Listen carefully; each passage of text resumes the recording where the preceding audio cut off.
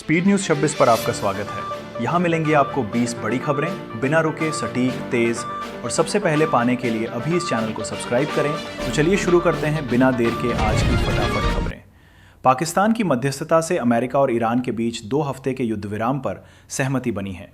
Donald Trump ने इस समझौते के लिए होर्मुज स्ट्रेट को पूरी तरह खोलने की शर्त रखी थी और चेतावनी दी थी कि अगर ईरान नहीं माना तो उसकी सभ्यता को खतरा हो सकता है। अब इस मामले पर अगली बातचीत इस्लामाबाद में होगी, लेकिन जानकारों का मानना है कि दोनों देशों के बीच तनाव को देखते हुए ये सीज फायर अभी बहुत नाजुक है। बांग्लादेश के विदेश मंत्री खलीलुर रहमान ने दिल्ली पहुंचकर एस जयशंकर और अजीत डोभाल के साथ उच्च स्तरीय चर्चा की। इस मुलाकात में बांग्लादेश ने शेख हसीना की वापसी की मांग उठाई है और भारत के साथ अपने कूटनीतिक संबंधों को एक नए सिरे से शुरू करने की इच्छा जताई है। भारत ने भी आपसी विश्वास को बहाल करने और रिश्तों को फिर से रीसेट करने पर जोर दिया है। आज 9 अप्रैल को असम की सभी 126 सीटों पर एक ही फेज में वोटिंग प्रक्रिया चल रही है। राज्य भर में सुरक्षा के कड़े इंतजाम किए गए हैं और सुबह से ही मतदान केंद्रों पर मतदाताओं की लंबी कतारें देखी जा रही हैं। पूर्वोत्तर की राजनीति के लिहाज से ये चुनाव बेहद महत्वपूर्ण माना जा रहा है और इसके नतीजे 4 मई को घोषित किए जाएंगे। भारतीय विदेश मंत्रालय ने अमेरिका और ईरान के बीच हुए 2 हफ्ते के सीज फायर का आधिकारिक तौर पर स्वागत किया है। भारत ने उम्मीद जताई है कि इससे पश्चिम एशिया में तनाव कम होगा और बातचीत के जरिए शांति स्थापित होगी। भारत के लिए ये स्थिरता इसलिए जरूरी है क्योंकि वहां हमारे बड़े ऊर्जा हित और लाखों नागरिक जुड़े हुए हैं। युद्ध विराम की चर्चाओं के बीच भी इजराइल ने लेबनान में हिजबुल्लाह के ठिकानों पर अब तक के सबसे बड़े हवाई हमले किए हैं। इन हमलों में 200 से ज्यादा लोगों की जान चली गई है। ईरान ने इजराइल की इस कार्रवाई की कड़ी निंदा की है और जवाबी कार्रवाई की धमकी दी है, जिससे क्षेत्र में तनाव एक बार फिर चरम पर पहुंच गया है। आज नागालैंड के कोरिडांग और त्रिपुरा के धर्मनगर निर्वाचन क्षेत्रों में उपचुनाव के लिए मतदान हो रहा है। स्थानीय प्रशासन ने भारी सुरक्षा व्यवस्था की है ताकि मतदान शांतिपूर्ण ढंग से संपन्न हो सके। इन उपचुनावों के नतीजों का असर राज्य की स्थानीय राजनीति और समीकरणों पर पड़ सकता है। डोनाल्ड ट्रंप ने स्पष्ट कर दिया है कि यह सीज फायर केवल अस्थायी है। उन्होंने चेतावनी दी कि अगर कोई स्थायी समझौता नहीं हुआ तो ईरान पर हमले और भी घातक और बड़े होंगे। वर्तमान में जेडी वेंस पाकिस्तान में रहकर इन वार्ताओं का नेतृत्व कर रहे हैं, जिससे वैश्विक तेल आपूर्ति पर गहरा असर पड़ने की संभावना है। युद्ध के चलते लंबे समय से बाधित इराक, सीरिया और कतर का एयर स्पेस अब पूरी तरह से बहाल कर दिया गया है। संघर्ष की वजह से जो उड़ानें रद्द या डाइवर्ट की गई थीं, वे अब फिर से शुरू हो रही हैं। इससे अंतर्राष्ट्रीय एयरलाइंस और यात्रा करने वाले यात्रियों को बहुत बड़ी राहत मिली है। बिहार में नए मुख्यमंत्री के चयन को लेकर सियासी गलियारों में चर्चा काफी तेज हो गई है। एनडीए खेमे में सम्राट चौधरी और नीतीश कुमार के नामों पर प्रमुखता से विचार किया जा रहा है। गठबंधन के भीतर बड़ी बैठकों का दौर जारी है और जल्द ही किसी बड़े फैसले की उम्मीद जताई जा रही है। पुडुचेरी में आज विधानसभा चुनाव के लिए मतदान जारी है। लगभग 9.5 लाख मतदाता कुल 294 उम्मीदवारों की किस्मत का फैसला कर रहे हैं। चुनाव आयोग ने सभी बूथों पर सुरक्षा के पुख्ता इंतजाम किए हैं ताकि लोग बिना किसी डर के वोट डाल सकें। मणिपुर के बिष्णुपुर जिले में हुए बम हमले और उसके बाद हुई गोलीबारी में कई लोगों की मौत की खबर है।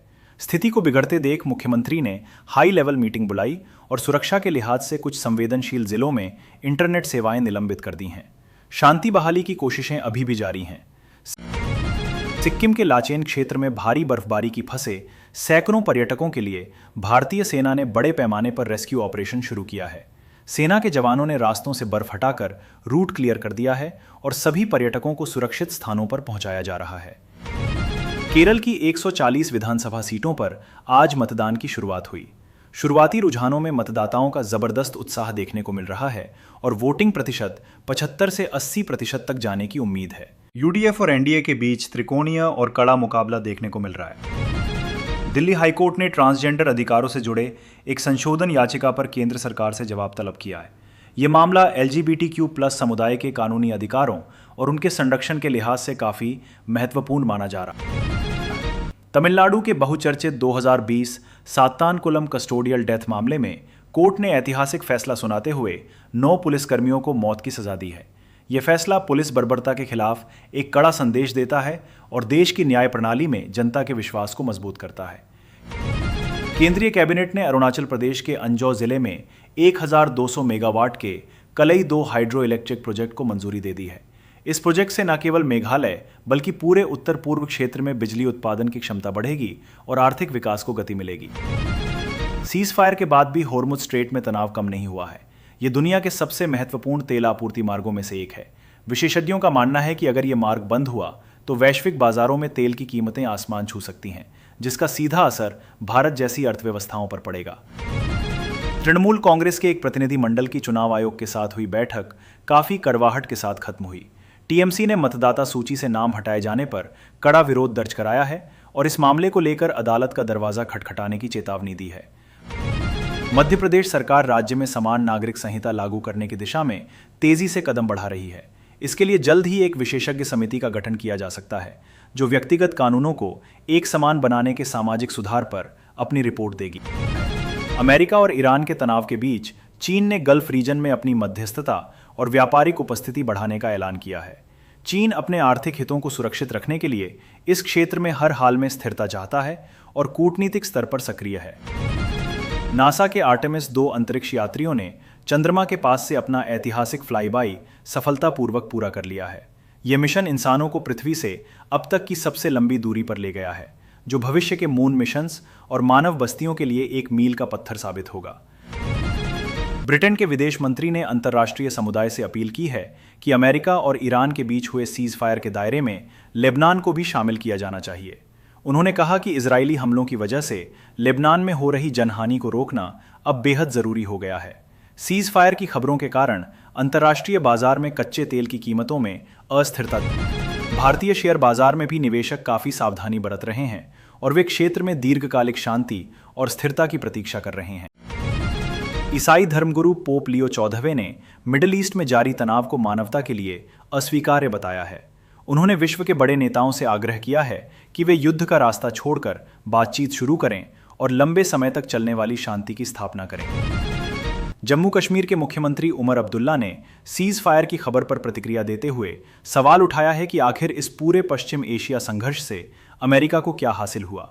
उन्होंने युद्ध के आर्थिक और मानवीय पहलुओं पर चिंता व्यक्त की है। विदेश मंत्री एस जयशंकर ने एक कार्यक्रम में कहा कि आज की दुनिया में हर चीज को एक हथियार के रूप में इस्तेमाल किया जा रहा है। उन्होंने बदलते वैश्विक क्रम की ओर इशारा करते हुए कहा कि भारत को अपनी सुरक्षा और हितों के लिए और अधिक मजबूत और तैयार रहने की जरूरत है। ईरान और अमेरिका के बीच चल रहे तनाव का असर केरल के विधानसभा चुनावों पर भी पड़ रहा है।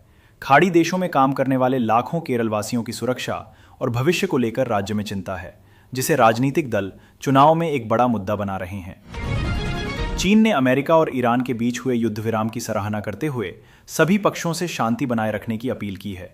चीन का मानना है कि यह मौका है जब बातचीत के जरिए पुराने विवादों को सुलझाया जा सकता है और गल्फ क्षेत्र में व्यापारिक स्थिरता लाई जा सकती है। अमेरिका ईरान के बीच सीज फायर की खबर आते ही वैश्विक शेयर बाजारों में जबरदस्त उछाल देखा गया। ऊर्जा की कीमतों में स्थिरता आने से निवेशकों का भरोसा लौटा है और बाजारों में खरीदारी का माहौल बना हुआ है। देश दुनिया की 20 बड़ी खबरें बिना रुके, सटीक, तेज और सबसे पहले, क्योंकि स्पीड न्यूज़ 26 पर हर अपडेट आपको रखता है एक कदम आगे। देश दुनिया की हर बड़ी खबर सबसे पहले और सबसे तेज पाने के लिए अभी स्पीड न्यूज़ 26 को सब्सक्राइब करें।